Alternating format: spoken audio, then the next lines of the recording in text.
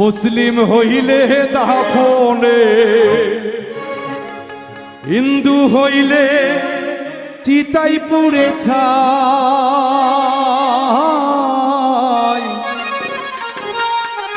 মানব গৌরব করার নাই রে কিছু নাই। ও মানব দুদিনের এই দুনিয়াতে গৌরব করার নাই রে কিছু নাই। খ্রিস্টান হইলে কফিনে, মুসলিম হইলে দাফনে, খ্রিস্টান হইলে